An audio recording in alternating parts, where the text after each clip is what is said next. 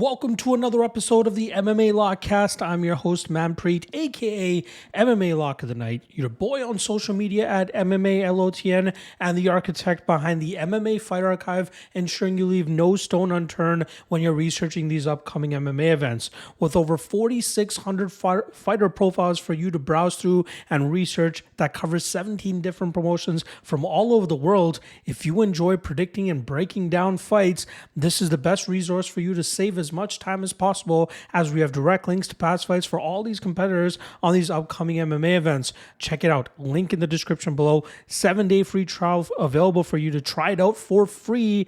See why we have close to 115 signed up members as of this moment. Take full advantage of it. Take full advantage of the 7-day free trial. Link in the description below. Off rip here, I do want to apologize for the tardiness in regards to the release of this full card breakdown for you guys. Had some family things earlier this week that needed to be taken care of. Something tough to go through. So I had to make sure that was all settled and set in place. So it obviously delayed my and inhibited my ability to actually get my studying done in a timely fashion with a clear head. And then obviously all the other work that comes with maintaining the archive, and then obviously doing a thorough researching of these upcoming cards so I can make sure that I provide you guys with the best analysis and predictions that I possibly can. So I do appreciate you guys bearing with your boy in terms of waiting until Wednesday night, Thursday morning to get these breakdowns. But I will be sure to get the rest of the segments as I normally get them out throughout the week over the next 2 days. So make sure you guys stay tuned for that. But again, appreciate all the love and support I've been getting through the Patreon page. Those guys know what's going on. So appreciate the understanding and love. So with that out of the way, we're going to be talking about UFC 309 this weekend, which marks the return of the heavyweight champion Jon Bones Jones as he goes up against the UFC's greatest heavyweight of all time, a fighter that has defended the heavyweight title 3 times, something that no fighter has done until that point. Stipe Miocic makes his return after losing the title to Francis Ngannou back in 2021. Not a lot of people are excited about this fight. I am. I'm always excited to see Jon Jones take center stage, as I've been a fan of him for years and years and years now. Obviously, seeing his title run at light heavyweight was a treat to watch. Being live for a handful of those performances as well was a treat. And then in the co-main event, solid 5-round fight, although I don't think we'll need the championship rounds or main event rounds here anyway for it. In the lightweight division, we got a rematch between Charles do Bronx Oliveira going up against Michael Chandler. A fight, like I said, a rematch of a matchup that took place back at UFC 262, which saw Charles Oliveira knock out Michael Chandler in the second round to win the vacant lightweight title at the time. So fun 2 fights at the top there. I believe there is one more in the top 3. The top 3 fights, not too bad. Bo Nickal going up against Paul Craig. So maybe not a great matchup, but at least blue chip prospect here, and Bo Nickal slowly making ascension up the rankings and trying to get to that level that a lot of people are expecting him to get to. And Paul Craig stands in his way this weekend to try to get him to the top of the ladder here. Let's quickly recap last weekend's Lock of the Night and Dog of the Night plays. Not the greatest. We ended up even on the entire weekend after 2 regional shows and the UFC. Not a great showing on the UFC aspect on my side, but for the Lock of the Night plays, we go 2-1 on the weekend. I hit my LFA and OKTAGON Lock of the Night plays, but I do end up coming up short on the UFC Lock of the Night play, which was the Jillian Robertson under 2.5. And considering how much control time she managed to get in, some close opportunities that she got, I was very surprised that Pinheiro was able to work out of those spouts, which ultimately caused us to rip up our under 2.5 ticket. So that now brings our Lock of the Night record to 80-39 on the year for a 67% hit rate. Again, we're still in the process, or the profit, with just about a 3% ROI. Again, not where I would like to be with it. So we'll see if we can end the year off with a bang with another month and a half left to go. Dog of the night plays. We hit an L on all three events there for the LFA, OKTAGON, and UFC. UFC, we had Cody Stamen. I really expected him to stay away from the danger that Damon Blackshear was implementing, and I was very surprised that Blackshear was actually able to get the finish the way that he did. So I was hoping that we would see Stamen get that fight into the second and third rounds where he would be able to showcase a better overall game. That just did not end up coming to fruition. So that now brings our dog of the night record to 45-80 on the year for a 36% hit rate. Not in the profit, and things have been going sour over the last couple of weeks with the dog of the night play. So I'm hoping that we can turn the tide this weekend, not just with the UFC, but we also have Cage Warriors and KSW, which I'll be breaking down strictly on the MMALOTN Patreon page. So make sure you guys check that out. That's where people will get the lock in the right place and the dog in the right place, not to mention a ton of other great perks, articles, things to get you ready, whether it's from a serious betting standpoint or from a degenerate betting standpoint. We have you covered on the MMA LOTN Patreon page. Link for that in the description below. And the last plug is going to be from my guys over there at GodzillaWins.com, providing your boy a platform to drop written content on a weekly basis. On Thursdays, we drop the main event breakdown, and on Fridays, we drop the top 3 money line spots. So make sure you guys check that out. GodzillaWins.com, not just for the UFC, but they cover all the other team sports as well. So make sure you guys check out our fine staff and analysts and predictors that we have over there. Once again, that is GodzillaWins.com. First fight of the night, Veronica Hardy coming in at -140, going up against Eduardo Moura, who comes in at +120. Now, Hardy is coming off 3 straight wins now after making her return back in early 2023. And with the new last name with Veronica Hardy, obviously marrying former UFC title challenger Dan Hardy, who is a nutcase for the MMA game. And I mean that as a compliment. You know, the guy engulfs himself and the technical aspects of game planning and the mixed martial arts world, and you can see it coming to fruition in Veronica's game. Veronica comes from a Taekwondo background, and she's done a great job in terms of utilizing that to get her wins at this point. She utilizes a lot of lateral movement and speed to land big shots down the pipe against her opponents and then pivot off and get back out into space where she can rinse and repeat that style. Her cardio seems to be a little bit sketchy late in fights, but she does a good enough job in terms of winning at least 9 minutes of a fight before she ends up going to the scorecards and getting her hand raised there. She's very active off her back with her submission game too, just as we saw in her last fight against JJ Aldrich, and that's enough to keep her safe in terms of getting mounted or getting put into bad positions where opponents can really have success. That's what Moura is going to be looking to do here with her first fight up at flyweight in the UFC after missing weight for the strawweight division in her first 2 UFC matchups, which actually led to her first loss last time around against Diniz Gomez, at least first UFC loss, I should say.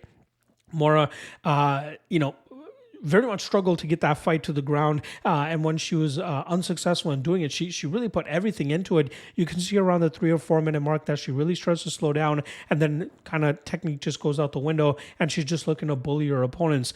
That's kind of been the calling card for her throughout her career, is just weight bullying her opponents, getting them into bad positions, and looking to get the finishes against those opponents. But just as we saw against Gomez, when she's unable to get that finish, and she's working so hard to get these grappling positions, she starts to slow down and leave herself vulnerable to getting touched up.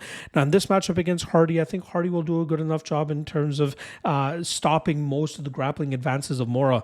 I'm sure Moura might land a takedown here and there, but I don't think she's going to be able to get those dominant positions to get the finish, which will allow Hardy to get this fight back into the striking realm, where she should be able to use her speed and striking advantage to touch up Moura en route to a decision victory.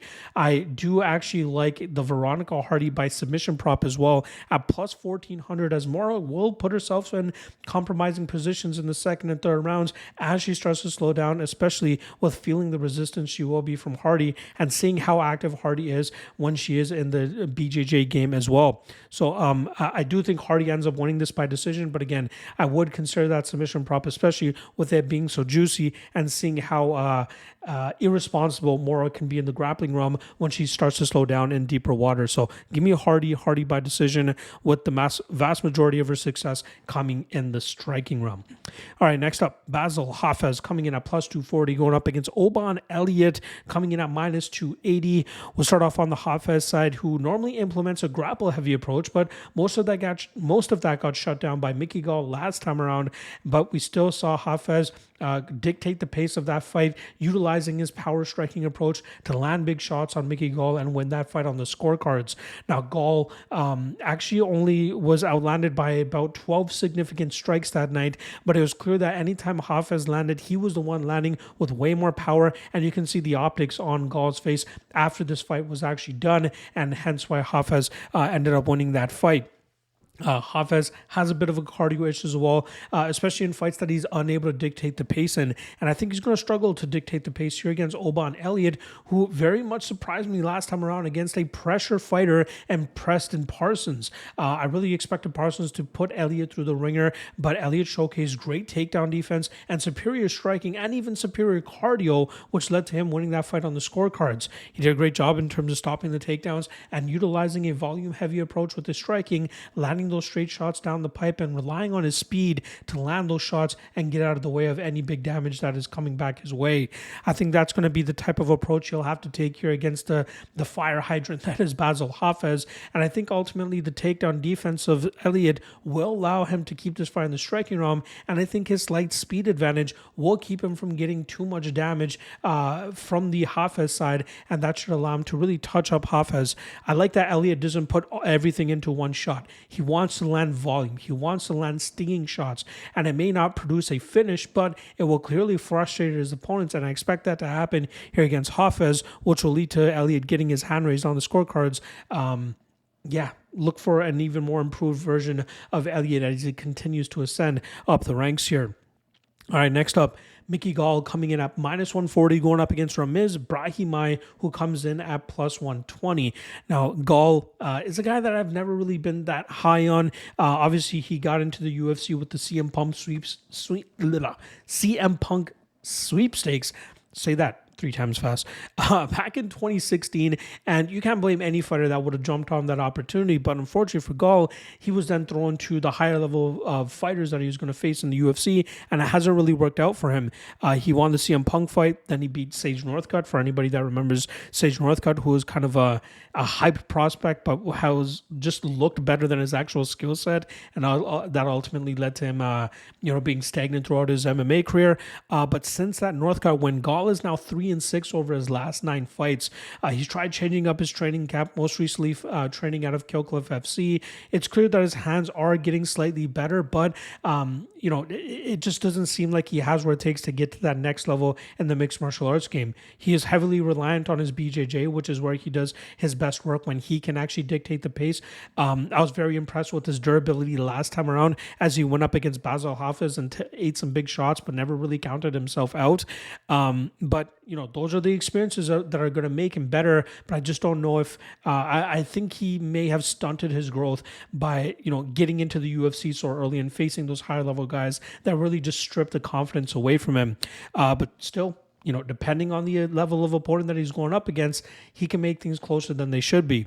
Luckily for him, he's going up against Brahimaj, who is a grapple-heavy fighter in his own right, but as we've been seeing in recent fights, this guy can be grinded out, especially if opponents are able to push him past that first round.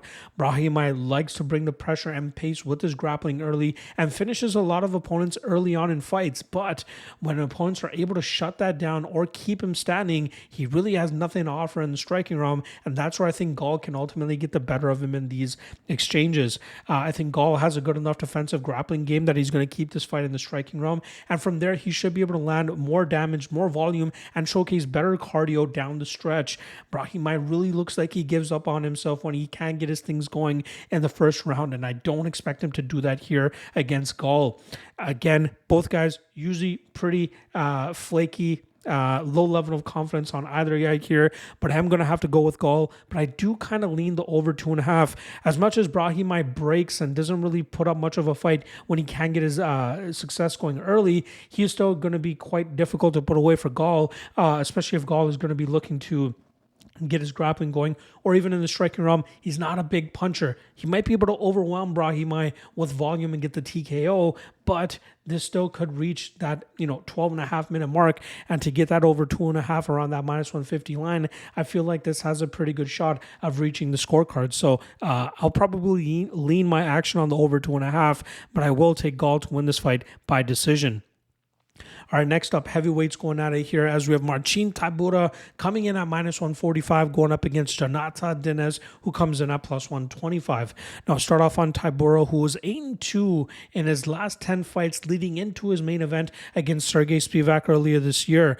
Unfortunately for him, he ended up getting submitted by Spivak, who almost got the back of Tybura to begin that matchup, but Tybura did a great job in fending off that back take and settling into that top position against Spivak, but he was unsuspecting of the armbar that was coming from Spivak, who threw it up with a lot of agility and eventually got that arm extended and was forcing Tybura to tap.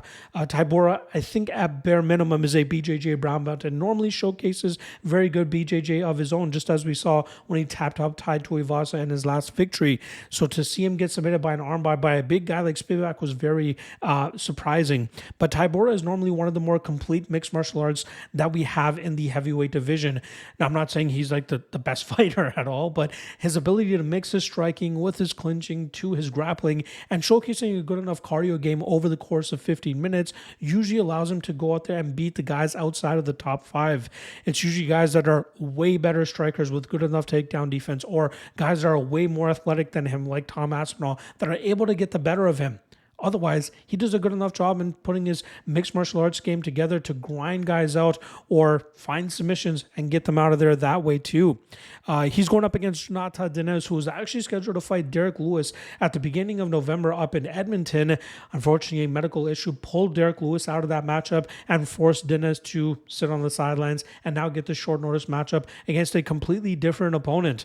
Now, Diniz is a prospect that I'm very impressed by and think has a decent ceiling, especially in this heavyweight division, where if you get a knockout here or there, you can find yourself in the top 7 of the division, and that will prove true for him this weekend if he's able to get the knockout once again.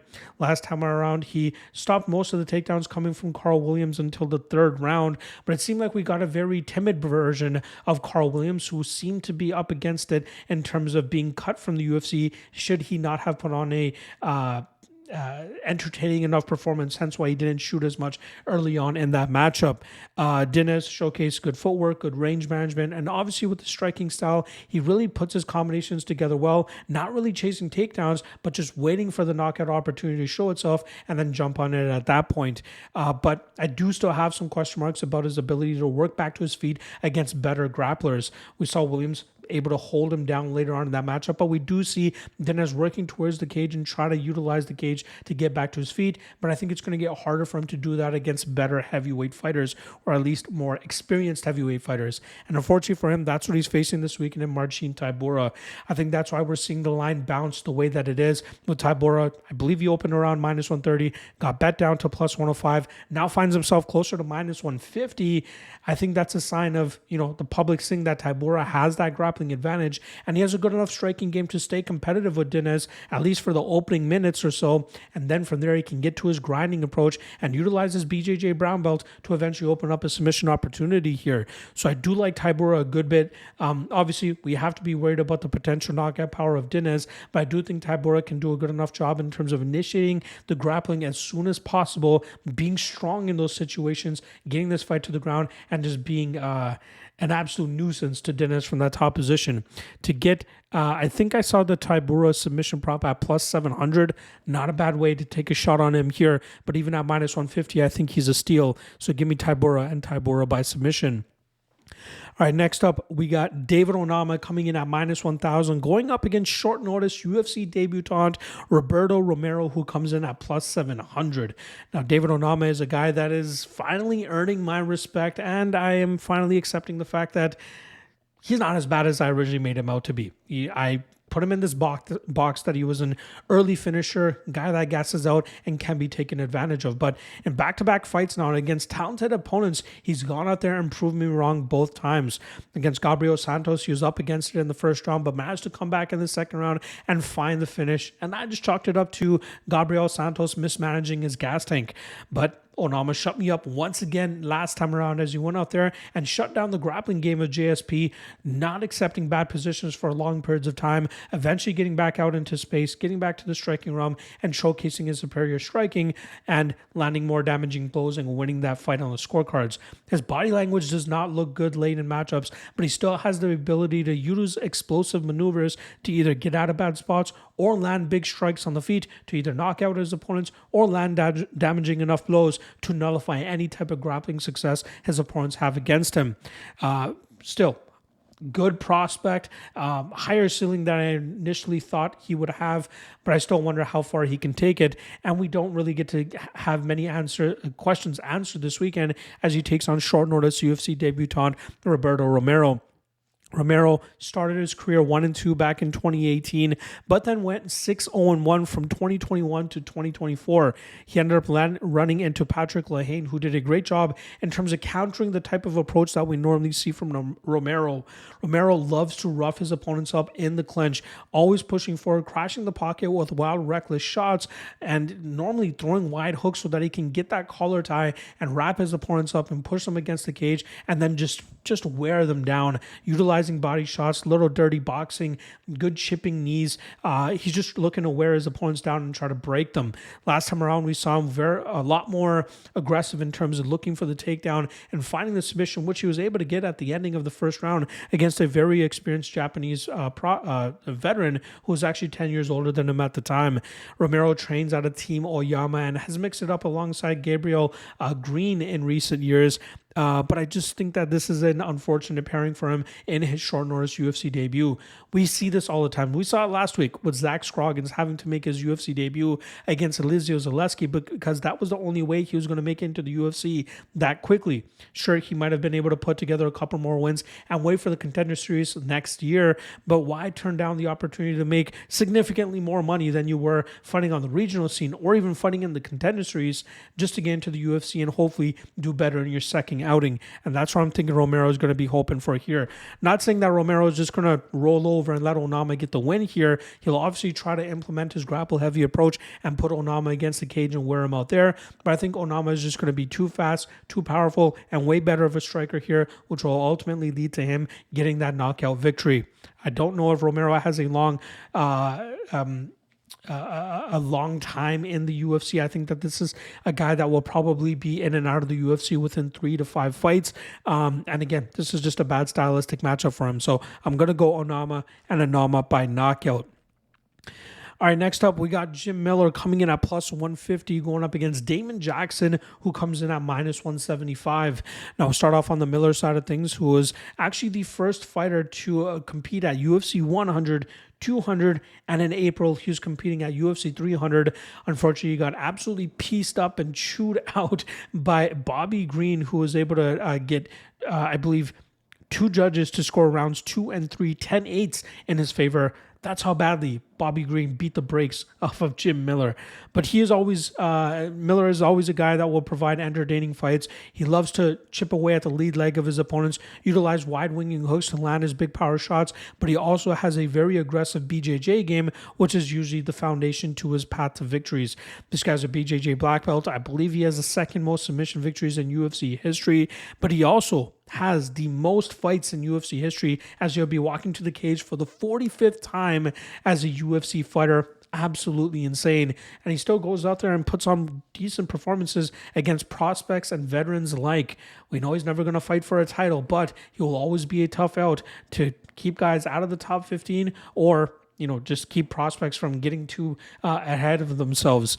His opponent, Damon Jackson, is now 1-3 in his last 4 fights, but he is in a big spot this weekend at MSG going up against a veteran like Jim Miller. Jackson is an all-action, all-gas kind of fighter, looking to walk his opponents down and utilize his grappling from jump and really wearing them out in those positions. He's very active in looking for finishes, but at this stage of his career, it seems like he's more comfortable looking to grind these guys out than actually go submission over position. It's crazy because his first 26 fights, he only went to the scorecards once. But now 5 of his last 8 fights have seen him gone to the scorecards, and he was actually victorious in 3 of those matchups. He has a tad bit of a cardio issue, but when he's able to dictate the pace and really assert his dominance from top position, he's very difficult to deal with. Even Jim Miller is a guy that usually is front heavy or front loaded with the amount of success he normally has and starts to taper off in fights he can't dictate the pace in. And I think that's going to be the challenge here for both guys to see who can really get the momentum early and start to dictate their style. I think Jackson is the bigger, stronger fighter here, and that will allow him to get the better of the grappling and wrestling exchanges. That should allow him to really keep Miller in bad spots. And as long as Jackson doesn't put his neck in too much danger, as we all know that Jim Miller loves to utilize that guillotine choke and put his opponents away, if Jackson can stay away from that, he should be able to dictate the pace of this matchup and grind Miller out and win this fight on the scorecards. It's just trusting him in deep water that I can't fully get over the line, hence why I'll likely end up passing on this matchup, but I do like Jackson and him to get his hand raised on the scorecards. All right. Next up, former middleweight champion Chris Weidman coming in at -105, going up against Eric Anders, who comes in at -115. Now, Weidman is looking to build upon his March victory over Bruno Silva, a matchup that was marred with a lot of eye pokes, which eventually led to the finish, but ultimately we saw Weidman win that fight by technical decision. Even with points taken away, he swept Bruno Silva on the scorecard, who seemed just too shy and too timid in his matchups, just as we saw him last time around as well, which is why he came up short once again. He has since come out and say he just does not feel like himself in recent fights. And, maybe that's just him trying to make up an excuse. But we do have to credit Weidman for making improvements in his game and having the confidence in his hands to throw a little bit more, especially when his wrestling is not working out for him. In the first round of that fight against Bruno Silva, we saw him ride the back of Silva up against the cage and land good enough shots to clearly win that first round. In the second round, he was unable to get those clinch positions, but he stayed active enough with his striking and took command of the cage and really started to walk down Bruno Silva with the output that he was landing. And if Weidman can bring that type of confidence back once again with his striking, he could have some success, but obviously not to the point that he'll find himself in the rankings again. It all depends on the type of opponent he goes up against to know if he's going to be successful or not. And luckily for him, the UFC is giving him a guy in Eric Anders that he can definitely beat. But it won't come without a fight, as Eric Anders has the physicality and strength to match Chris Weidman in the clinch and the wrestling realm. And then it comes down to who can dictate the pace more in terms of the striking. Now, Eric Anders is looking to get his first winning streak going since 2019. Anders is 3-4 since 2020 and is most recently coming off of a grinding victory over Jamie Pickett. That was a fight where he got dropped in the first round, but was able to get his grind going in the second and third rounds, pushing Jamie Pickett up against the cage and just wearing him out with a little bit of just grueling grinding, a little bit of dirty boxing, and just wearing him out in those spots. And he did land a few takedowns as well.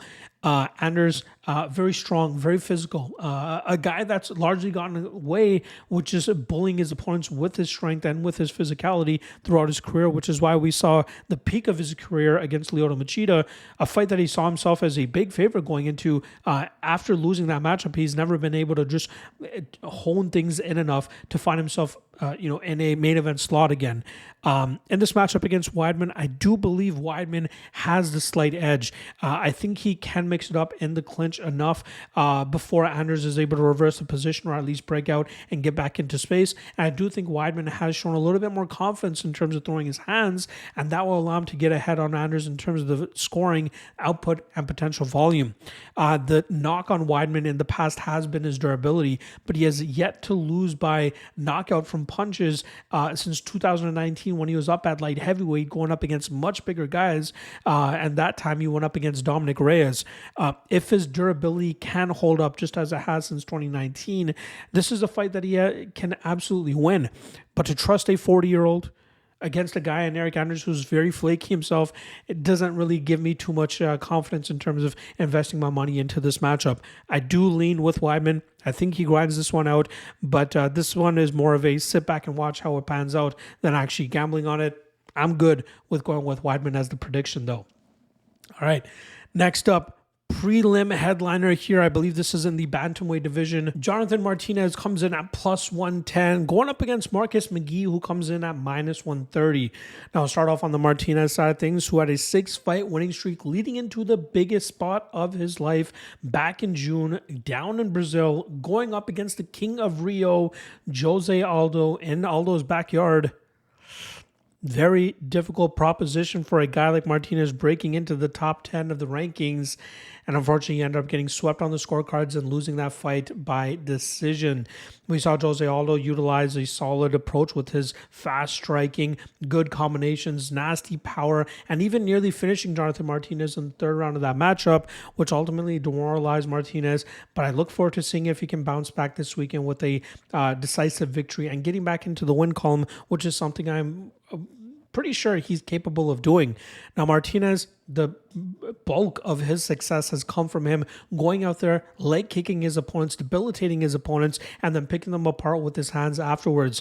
He's finished 2 of those 6 wins that he had during that winning streak by leg kicks. Cub Swanson and Adrian Yanez were unable to deal with the kicking game of Martinez because Martinez did such a great job in terms of utilizing the range, the space, his movement, and the entries into those kicks to land with as much damage as he possibly could. Obviously, a very tough task to do against a guy like Jose Aldo, who was the king of leg kicks coming up in the day. And I think Aldo did a great job in terms of shutting that down for Martinez, which left Martinez scratching his head in terms of how he was going to be able to beat somebody like Jose Aldo, who had a significant technical striking advantage over him if we leave kicks out of it. Martinez is still very skilled. He's still very talented. I think that was a great learning lesson for him going up against a legend like Aldo and having all that pressure on him, with one being the toughest fight of his career and it being in Brazil and having the crowd all against him. It's a big spot for a prospect looking to make a name for himself, and ultimately he was unable to pass the test. His grappling defense has tremendously improved so that he can stay in the striking realm and really do work with his kicks, which leads to the punches. And I think he's still capable of making some noise in the bantamweight rankings, especially if he's able to get his hand raised this weekend. Now, he goes up against Marcus McGhee, who's on a three-fight winning streak in the UFC. He has finished all 9 of his wins by knockout as well. I believe they're all by knockout. His only loss came to LFA veteran Rodrigo do Nascimento, who was able to wear him down with his grappling, open up the back take, and eventually get a submission victory. Since that fight, McGhee has clearly improved his defensive wrestling, and that normally allows him to go out there and utilize his striking, which is fast, explosive, and very powerful. I do have my question marks in terms of when he faces the higher levels of grapplers in the UFC, but so far has been going up against fellow strikers, which allows him to utilize his speed advantage and his power advantage to put these guys away. Training out of the MMA lab, we know that they're holding this guy and rounding out his skill set as best as possible. But I do think this fight and the line on this fight is just an indication of the recency bias, the what have you done for me lately type of approach that a lot of bettors take in the MMA game. And we have to pick out these parts. I could be wrong this weekend, but I feel like this is one of those spots where like the shinier toy who's just been finishing guys is more enticing to people, hence why he's a slight favorite here compared to the guy that's been a little bit more reliable in terms of being a more methodical and a fight with a little bit more finesse in Martinez. Martinez goes out there and wins minutes. McGhee, on the other hand, likes to go out there and just knock guys out, and he does some good job, and he can win some minutes as well. But what's going to happen if he's unable to shut down the kicking game of Martinez? Martinez normally does a good job in terms of utilizing his footwork and his range management to keep opponents at bay, and then entering the pocket to land those kicks, or even landing them from distance and hurting his opponents and slowing them down that way. I don't know if McGhee is as good of a leg checker as Jose Aldo is, but if he can check those leg kicks early, his power is going to start to get deflated later on in this matchup, and it's going to get harder for him to close that distance with effective power to land those big shots and try to put Martinez away. So I have to lean with Martinez in this spot. I do think his leg kicks are going to start to add up once again, and we'll see that classic Martinez style that will lead him to going on and winning this fight on the scorecards.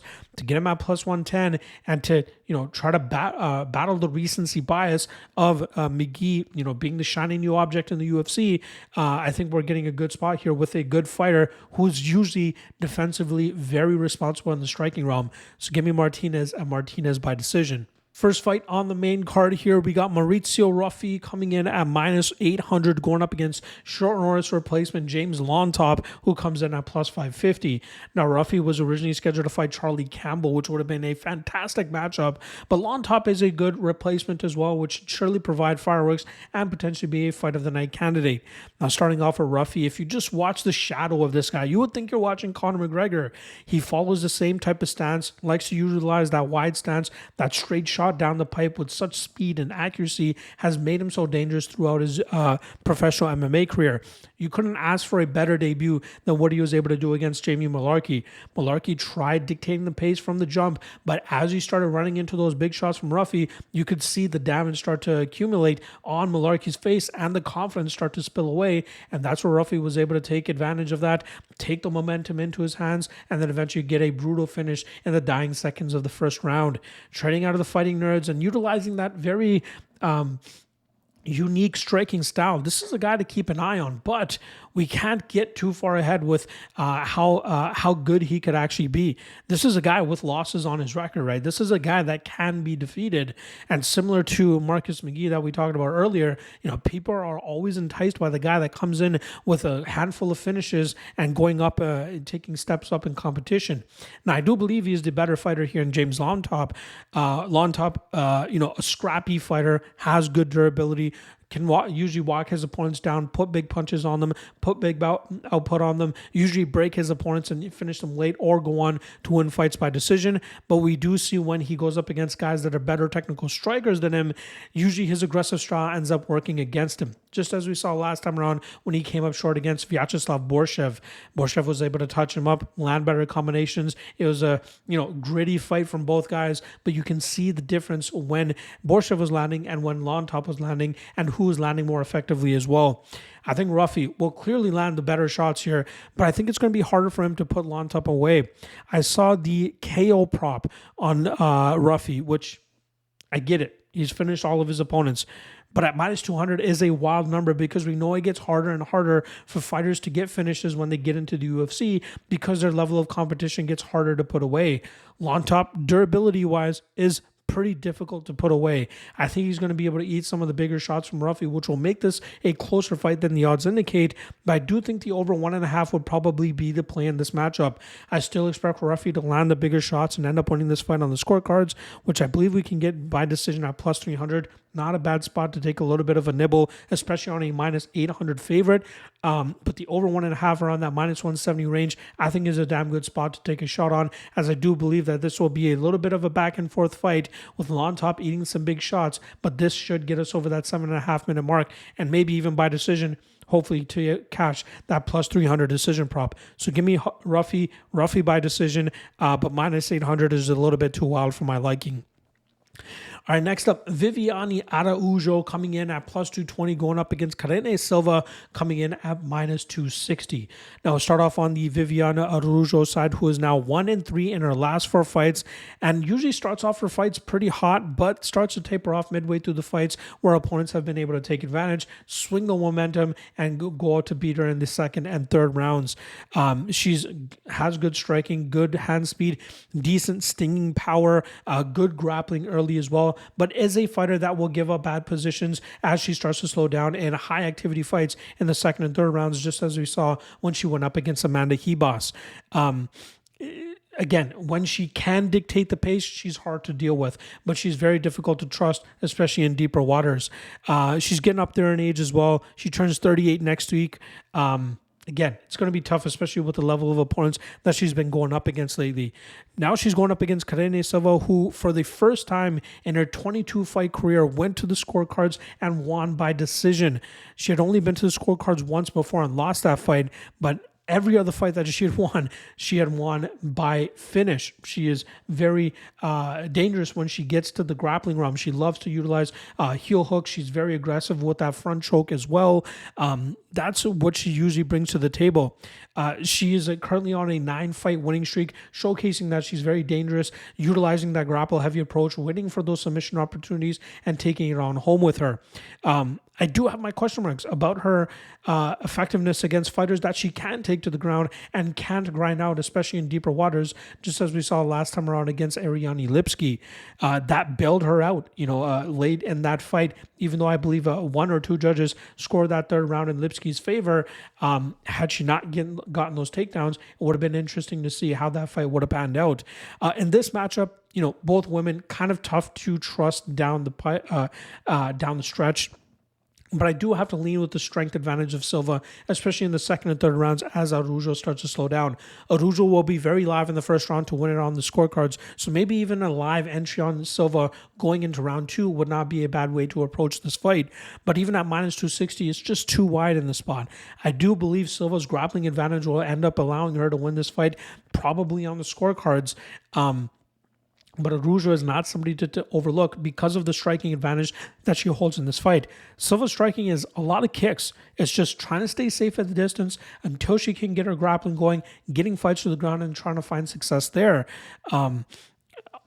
I could absolutely see Araujo looking to counter her with her striking, with her punches, trying to counter the lazy kicking approach of Silva with those straight shots down the pipe, which could prove fruitful for her early on in this matchup. If she hurts Silva early enough, maybe it starts to deter Silva later and it makes it easier for Araujo to start picking her apart. That's absolutely a possibility. So I do believe that the line should be closer in this matchup, not so much to the point that I'm actually looking to take advantage of some possible value here on Araujo. I do think this starts getting down the stretch. Silva locks her up at the body lock, drags her to the ground, gets some control time, wins this fight on the scorecards. But I do believe it's going to be much closer than the odds actually indicate here. All right. Next up, Bo Nickal coming in at minus 1,200, going up against Paul Craig, who comes in at plus 750. Now we know the deal about Bo Nickal, working his way up the rankings, working his way up in terms of the level of competition he has to go against. Last time around, going into the second round against Cody Brundage, getting the win there. Now he takes on Paul Craig, who is a BJJ specialist who would clearly test Nickal's submission defense, especially if Nickal's going to be looking to utilize that wrestle heavy approach. But I do think that this is a matchup that Nickal can actually rely on testing out his striking in live action rather than just relying on that wrestling and hoping that pays off for him until he eats his first defeat. Nickal is clearly improving in the striking realm, has a ton of power, knows how to generate that power and land with it to put his opponents away, just as we saw against guys like Val Woodburn. But taking that slow and steady approach up to these middleweight rankings is the way to go for a guy so fresh to the MMA game, just as Bo Nickal is. Paul Craig had an impressive 5-0-1 run from 2019 to 2022, but now finds himself 1-4 in his last 5 fights. Last time out, I believe he got finished by Brendan Allen, I believe it was. There might have been one more after that. I know the Kyle Bahayo loss was there too. But again, very difficult to trust Paul Craig because the striking, it's not really there. Sometimes he'll throw with heat because he doesn't mind being taken down because he feels so comfortable off of his back, especially with his ability to throw up triangles and arm bars. But again, doesn't leave a lot to be confident in with the way he kind of just falls to his back and just hopes that his opponents follow him there as well. This should be an easy win for Bo Nickal. Obviously, I would never recommend parlaying minus 1,200. It's just nonsensical. Trying to look for the way that Nickal wins this fight is probably the better way to go about it. His submission prop is plus 200. Now, I get Paul Craig on paper is probably the better BJJ specialist, but we know when he is worn down and is facing guys with heavy top pressure, he usually gives up those submission spots and ends up, being forced to tap out. And that's something that Bo Nickal could potentially do here as well. But I'm probably going to pass on this matchup. Just not enough meat on the bone to really ride home about. I think his KO prop is around that minus 200 range as well. So again, Nickal wins this fight. I'd be surprised if he fumbles the bag here. But we did see Paul Craig submit Magomed Ankalaev back in the day. Maybe he has another one up his sleeve. But I just don't think it happens. Bo Nickal inside the distance. Maybe a little bit of a sprinkle on the sub just for gambling's sake. All right. Co-main event, lightweight bout here. 5 rounds if needed, which I do not think will be needed here. We got Charles do Bronx Oliveira coming in at minus 240, going up against Michael Chandler, who comes in at plus 205. Now, Charles Oliveira will probably go down with one of the best career resurgences of all time.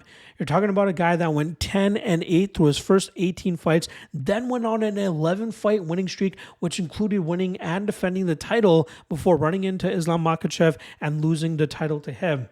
That was obviously followed up with that loss to Arman Tsarukyan back at UFC 300 earlier this year. I do believe actually Tsarukyan defeated Benio Dariush between that as well. But regardless, Oliveira, really changing the tide, really changing the image of his career as well. Being a guy that a lot of people would say that he's just a quitter, he breaks easy, but we've seen him battle back from adversity, even in his last fight against Michael Chandler, and still go on to get victories.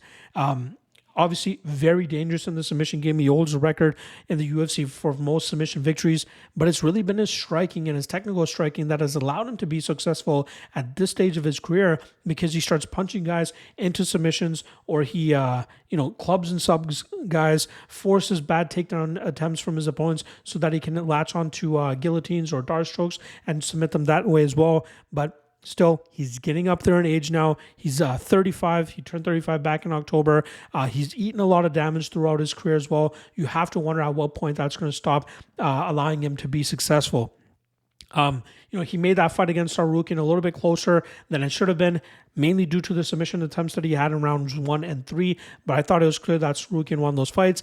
And it's clear that if you have good enough submission defense, you can keep Oliveira on his back and, kind of just allow him to fall on his sword, because he's just so trustworthy in his BJJ that he's fine with just staying on his back and looking for submissions from that position. Now he's going up against Michael Chandler, who's 2-3 in the UFC, but still one of the biggest stars in the promotion because of his ability to always go out there and put on entertaining fights. He's won either a performance of the night or fight of the night bonus in 4 of those 5 fights, and that's why the UFC continues to lean on him for these big spots. And that's why they even promised to make Conor McGregor paycheck should McGregor ever step a foot back in the UFC. But unfortunately for Chandler, that's caused him to sit on the sidelines for 2 years now, and why he is finally deciding to step foot back in the cage, especially with not many fighting years left in his career. I believe he's 38 years old, so it's unfortunate that he's had to wait so long to get back into the cage. But we know what to expect from him. Explosive, nasty power, has the wrestling if he needs it.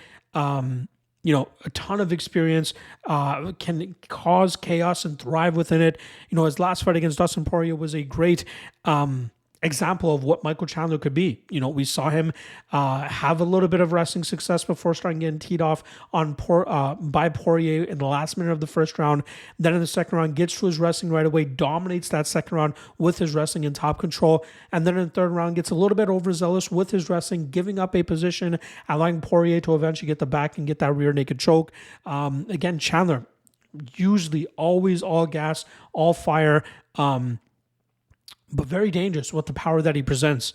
Now, again, this is a rematch of a fight that took place back in May 2021 at UFC 262.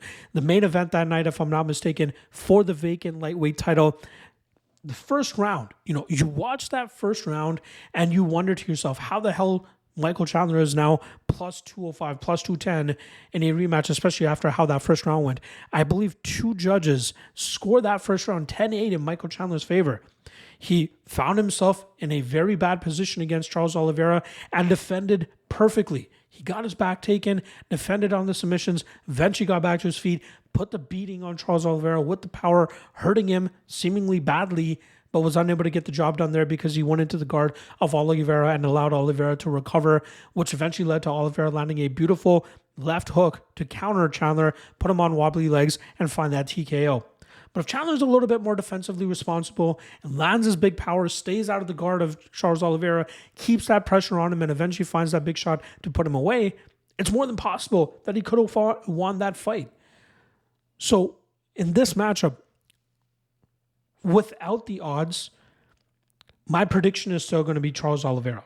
I do think he has a slicker striking, and those straight shots and that hook could potentially catch Chandler again, and then mix in his BJJ advantage, he could potentially catch Michael Chandler in a submission and get him out that way. But This is much closer than minus 240 for Oliveira indicates.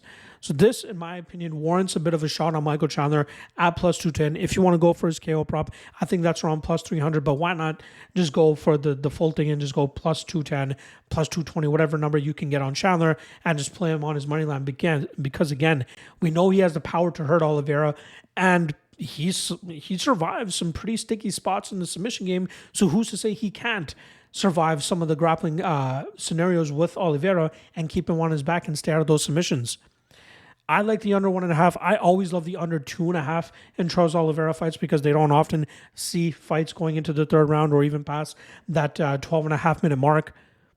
Fight does not start round 3. Another good prop in my opinion. The under 1.5, roughly around minus 125. Not a bad spot. Am I expecting this to be chaos from jump again?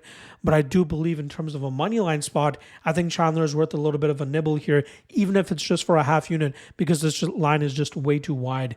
I think people are just locked in on the result of the first fight and not so much how that result actually ended up happening, which leaves room for Chandler to actually get his hand raised here. So official prediction, Oliveira. I want to say Oliveira club and sub, but I would rather bet Chandler here as the big dog. Put more of the money on the under 1.5 of the fight to not start round 3. All right, that brings us to our main event. Always a treat to see the GOAT, John Bones Jones, step into the cage. He's looking to defend his heavyweight title for the first time, coming in as a minus 650 favorite, going up against former heavyweight champion Stipe Miocic, who comes in at plus 475. Now, it's been very unfortunate that John Jones has squabbled away the prime of his career, sitting on the sidelines, whether it was due to, drug tests, whether it was to just taking his time getting back in the cage. Very, very unfortunate, the prime of his career, in my opinion, was when he was 24 to 28.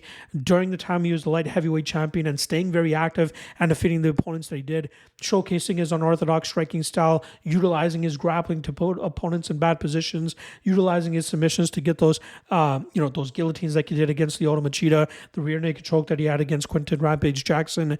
And I was glad that he got to show off a little bit of that in his heavyweight debut against Siragan last year. And then he was scheduled to face Stipe back in November of last year. Unfortunately, tears his pec, and then he sits on the sidelines with the recovery, and now here he is this weekend looking to defend his title. He is 30, I believe he's 37, 38. I could be wrong. 37. I'm going to say he's 37 or 38. You know what? Why the hell am I guessing? Let me just quickly confirm this number with you guys. But I know he's up there in age now, 37 years old. So he turned 37 in July. So he's still in the prime fighting years of his career, especially not having to cut down to 205. Again, it's been his in-fight adjustments in fights that ended up being closer than they should have been, like the first Gustafsson fight, the Dominic Reyes fight, the Anthony Smith fight, which I think he won pretty clearly. And then not even training for half of these fights, right? Those were the stories back in the day that he never really prepared properly for these matchups. Like, he was just so goddamn good that he would still go out there and beat these guys on his worst nights. I think he is taking training a little bit more seriously nowadays, especially with these being the legacy fights of his career. To beat a guy in Stipe Miocic who holds the most title defenses in heavyweight history, I think he's taking it very seriously. Great wrestling. Unorthodox and dynamic striking, but very good fight IQ inside the cage, which has made him so successful.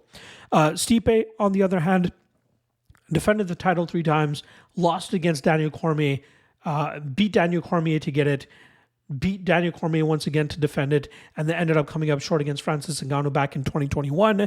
Miocic has a bit of a wrestling background, but what he shines at is actually his boxing.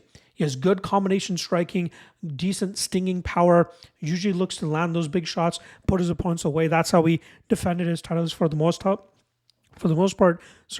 Knocking his opponents out, Alistair Overeem, Junior Dos Santos, Fabricio Verdum. That was his championship winning performance. But I do believe that, I would have liked to see him fight guys a little bit deeper into their matchups, right? Obviously, DC was able to knock him out in the second round. DC was winning the first fight on all 3 scorecards before being finished in the 4th round. He's a good boxer. Solid wrestling as well if he needs it. but I do think he is outmatched in this fight against Jon Jones. I do think the line is too wide, hence why I'm not going to be throwing Jon Jones into all the parlays or anything like that, unless Jones falls below, minus 500 or minus 400. I'm probably going to keep him out of the action here. But I do think this fight will end up being more competitive than the odds suggest. I just think Jon Jones is that much better than Stipe in all aspects of the game. I think he'll hold a little bit of a speed advantage in the striking round, which should allow him to get the better of the striking exchanges. But I do think he is the much better and stronger wrestler.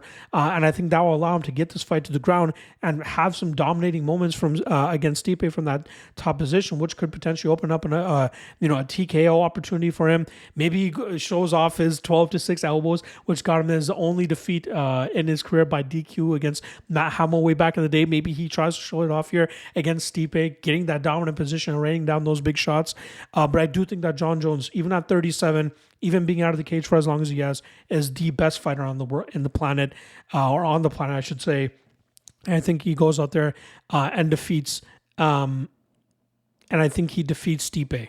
I think he dominates him on the mat and eventually gets a finish. So, and still, Jon Jones, heavyweight champion.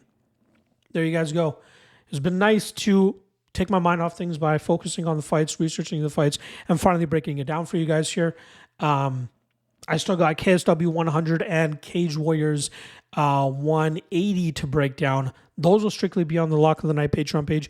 I wanted to do a video breakdown for KSW 100, but I'm running short on time. I want to focus on Cage Warriors because that's Friday morning.